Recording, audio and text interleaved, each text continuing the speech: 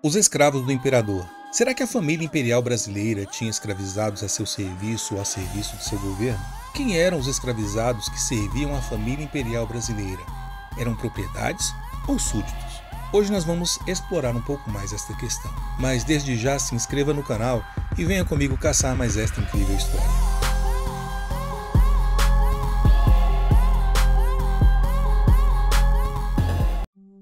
A nossa história de hoje ela começa no Rio de Janeiro, mais precisamente no Jardim Botânico, um lugar onde a história e a natureza se entrelaçam. Fundado no início do século XIX por Dom João, o então príncipe regente de Portugal, o Jardim Botânico do Rio de Janeiro é um testemunho vivo da exuberância da flora mundial e da beleza das paisagens brasileiras. Este espaço não apenas preserva uma vasta diversidade de espécies vegetais, mas também constitui-se um importante patrimônio histórico e cultural. Em 1835, o artista alemão Johann Rugendas ele retratou aspectos da cultura brasileira em sua obra Viagem Pitoresca através do Brasil. Uma dessas incríveis imagens é a gravura Chineses na plantação de chá no Jardim Botânico do Rio de Janeiro. Nessa imagem, é possível perceber trabalhadores chineses e também escravizados africanos e negros lado a lado no Jardim Botânico. Esta incrível floresta ela fazia parte da Real Fazenda da Lagoa Rodrigo de Freitas. Em 13 de junho de 1808, por decreto de Dom João VI, as terras da Lagoa Rodrigo de Freitas, anteriormente ocupadas por um engenho, foram desapropriadas para a construção de uma fábrica de pólvora e também uma fundição de artilharia para a Marinha e o Exército. Após a desapropriação, o local passou a se chamar Real Fazenda da Lagoa Rodrigo de Freitas. A fábrica de pólvora, inaugurada em 1810, ela produzia 80 toneladas anuais, apesar da demanda brasileira ser de mais de 150 toneladas. Então, assim, ela operava na sua capacidade máxima. E devido ao risco do processo, cada etapa ali ocorria em um prédio separado. E isto aumentava o risco de sobrecarga de trabalho. E após 3 explosões na Casa dos Pilões, que mataram inclusive diversos escravizados, a fábrica foi desativada em 1831 e transferida para a Serra da Estrela. A Lei de 24 de outubro de 1832, ela traz o registro das movimentações de escravizados no orçamento tanto do Jardim Botânico quanto do Arsenal Real. Veja só o que diz. Artigo 38. O ministro e secretário de Estado dos Negócios do Império é autorizado a despender na província do Rio de Janeiro, no ano financeiro do 1º de julho de 1833 a 30 de junho de 1834. Parágrafo 3º. Com o Jardim Botânico da Lagoa de Rodrigo de Freitas, inclusive o sustento dos escravos que passam do arsenal para este estabelecimento, desde que se realizar a passagem. O valor registrado aqui é de 10 contos de réis. O artigo 14 diz: o ministro e secretário de Estado dos Negócios da Marinha é autorizado a despender em todo o Império no ano financeiro de 1º de julho de 1833 a 30 de junho de 1834. Parágrafo 8º. Com o Arsenal da Marinha, 250 contos de réis. Passam desde já para o Jardim Botânico da Lagoa de Rodrigo de Freitas as escravas solteiras e suas crias que existem no arsenal. Estes escravizados do Estado foram em algum tempo conhecidos como escravos da nação. O Estado brasileiro ele possuía pessoas escravizadas e a Casa Imperial ela usufruía dos serviços prestados por eles.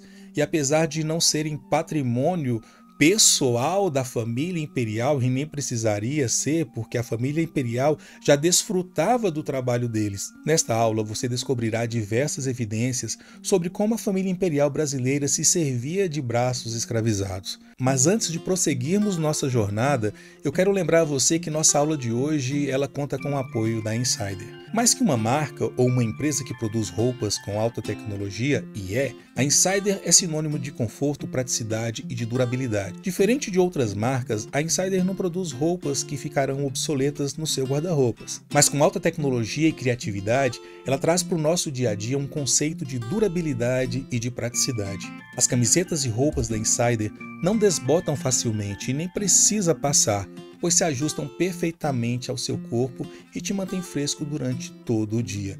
e vem em vários tamanhos, desde o P até o Extra GG. Eu uso no meu dia a dia, no estúdio, nos meus treinos, nas minhas aulas. Sem dúvida, minha camiseta da Insider é uma grande parceira em nosso projeto educacional.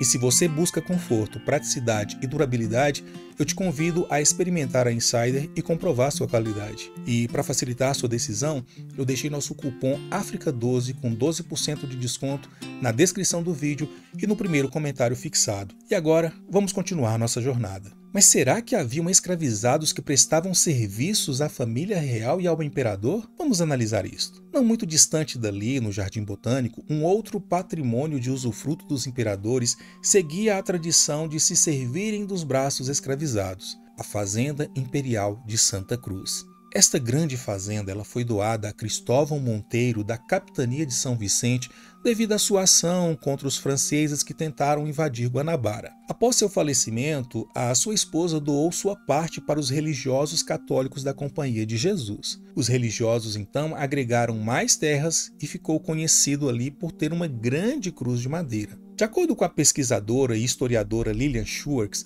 em seu livro As Barbas do Imperador, a fazenda abrigava 22 currais que mantinham mais de 11 mil cabeças de gado, além de cavalos, caprinos, ovinos e diversos animais domésticos. Contava com plantações, pesqueiros, oficinas e indústrias como a casa de farinha, olaria, carpintaria, entre outras. Todo o patrimônio deles foram apropriados pela coroa do Reino de Portugal. E com a vinda da família real em 1808 para o Brasil, que estavam fugindo de Napoleão, esta fazenda acabou se tornando sua estação de veraneio, passando a se chamar Palácio Real de Santa Cruz. Em 1822, a desenhista e viajante inglesa Maria Graham, ela esteve na fazenda e se impressionou com a estrutura da fazenda, agora então palácio, e com relação aos rebocos da parede, os telhados, a ornamentação arquitetônica, os arabescos, com detalhes ali em frutas, pássaros e a própria natureza local, ela afirmou o seguinte: tudo criado por artistas mulatos e negros crioulos. Ali, dentre muitas atividades, fora criado uma espécie de conservatório, a Capela Musical da Fazenda. O príncipe, então, incentivou a criação de uma orquestra que tinha cerca de 50 músicos, homens e mulheres, e todos eram escravizados. Doutora Lilia Schwartz, ela narra o seguinte: Dom João, amante do cantor-chão gregoriano e não tanto da tradição barroca seguida pelos jesuítas, encantou-se mesmo foi com a orquestra e os escravos cantores, ficando estupéfato e tomado de indizível alegria ao encontrar no famoso conservatório dos jesuítas uma capela coral como nunca tinha havido no Brasil, o mesmo acontecendo aos fidalgos nobres e eméritos músicos que o acompanhavam. Os escravos músicos dedicavam muito tempo ao estudo teórico e também à prática instrumental, sob a orientação ali de mestres como o músico, compositor e regente José Maurício, o padre mulato conhecido como o Mozart brasileiro. A fazenda ela assumiu uma nova função ao fornecer escravos músicos treinados para os palácios imperiais da cidade. Essa prática, iniciada por Dom João, foi mantida pelos outros imperadores, com os músicos de Santa Cruz sendo regularmente transferidos para integrarem a orquestra, coral ou banda do Paço de São Cristóvão ou da Capela Imperial. Em 1818 foi organizada a Banda de Música da Imperial Fazenda, composta justamente por escravizados. Durante as estadias dos novos imperadores, Pedro I, depois Pedro II na Fazenda, a banda de escravizados se apresentava diariamente para eles. Os escravizados músicos eram regularmente convocados para tocar em São Cristóvão, em eventos solenes e também recepções. E em algumas ocasiões, quando foram autorizados pelo administrador, eles tocavam também em outros lugares. Mas não percam de vista uma coisa: eles eram escravizados.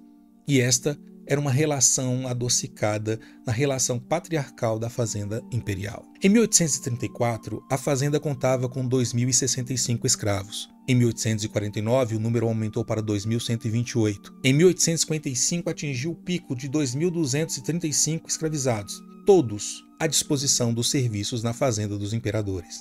A pesquisadora ainda afirma: os escravos já não desfrutavam do tempo para dedicar a si mesmos, como na época dos padres. Em alguns aspectos, o sistema antigo persistia e em outros não.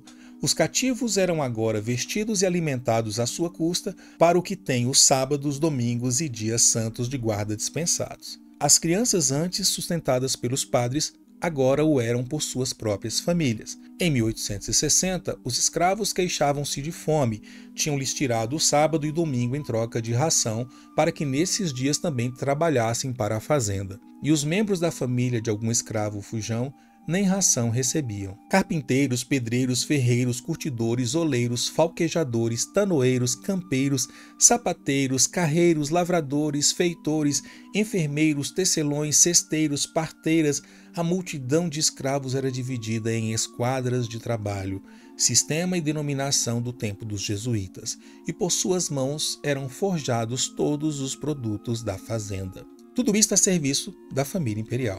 E ainda mais, os próprios escravos como mercadorias, eles também rendiam bem. Escravos de ganho eram alugados, em geral, por prazo de 3 até 6 meses, e os preços variavam conforme cada especialidade. Na década de 60, por exemplo, os torneiros eram os que mais rendiam, seguidos ali pelos oleiros, bombeiros, barbeiros, pedreiros, e depois vinham os carpinteiros e copeiras. O serviço menos valorizado era o dos ambulantes. E já que criavam escravos músicos, também cobravam pela presença deles nas solenidades e festas. Não era gratuito. Outra utilidade, sem gerar receita, eram deslocados em grande número para fornecer seus serviços nas quintas, os passos e outras repartições da casa imperial. Os escravos só não podiam ser vendidos. O imperador detinha o poder de usufruto da escravaria, que fazia parte da propriedade, mas podia, no entanto, alforriá-los, e isto aconteceu algumas vezes. Na obra Escravos da Nação, o público e o privado na escravidão brasileira, a pesquisadora Ilana Peliciari Rocha afirma que o Estado ora comprava, ora vendia. Ao mesmo tempo em que alugava escravos privados, ele também alugava o próprio escravo público. Nos Atos do Poder Legislativo, número 3 de 1843, encontra-se o seguinte artigo 32. O governo é autorizado para vender em asta pública, a dinheiro, à vista ou em troca de apólices da dívida pública, os escravos da nação que não convier conservar, procedendo à avaliação e anunciando-se a arrematação com a necessária antecedência. A identificação dos escravos públicos só foi oficialmente registrada a partir de 1854, quando o ministro da Fazenda começou a incluir em seus relatórios anuais a lista dos chamados escravos da nação. Entre apenas o curto período de 1854 e 1870, foram registrados no Brasil escravos da nação na corte em cerca de 3.000, todos a serviço da família imperial e do Estado. Nesta fazenda encontrava-se cerca de metade de todos os chamados escravos da nação. Não era incomum que o Estado se apropriasse igualmente da mão de obra de escravizados. A pesquisadora Ilana Peliciari, ela diz que as províncias se beneficiavam da mão de obra cativa pública em estabelecimentos nacionais. Na corte encontravam-se no arsenal de guerra, no arsenal da marinha, na Santa Casa de Misericórdia, nos telégrafos, no Jardim Botânico, na Quinta da Boa Vista e no Hospital Militar. No Rio de Janeiro, na Fábrica de Pólvora Estrela. Em São Paulo, na Fábrica de Ferro de Ipanema e no Estabelecimento Naval de Itapura. Em Santa Catarina, na Capitania do Porto e no Palácio da Presidência. No Pará, nas fazendas Arari e São Lourenço, na Colônia Militar de Óbidos, no Seminário Episcopal e na Tesouraria. No Maranhão, na Fazenda de São Bernardo. No Mato Grosso, na Fábrica de Pólvora Cochipó, no Arsenal de Guerra e também no Trem Naval. E no Piauí, nas fazendas do Departamento de Piauí e de Nazaré, que em alguns períodos estiveram divididas em várias fazendas. Assim como os escravos da fazenda de Santa Cruz eram de usufruto da Casa Imperial, também o eram os escravos da inspeção Canindé, pertencente às fazendas do Piauí, que foram dadas em usufruto à irmã do imperador Dom Pedro II em 1844. A questão é que o Estado Imperial brasileiro foi, sem dúvida, um grande proprietário de pessoas escravizadas que, em muitas ocasiões, estabeleciam ali relações paternalistas. Na Revista das Revistas de 1917, existe e é relatada uma interessante história, uma reportagem sobre a educação de Dom Pedro II. Neste artigo é narrado um trecho da obra de Múcio Teixeira, O Imperador Visto de Perto. Veja o que diz: pobre criança, para qualquer lado que se voltasse não via o lindo rosto de mulher ou de crianças da sua idade. Aqui era o mordomo do paço, ali o médico da semana, além as camaristas, os semanários, os áulicos, todos muito cheios de reverências e mesuras convencionais.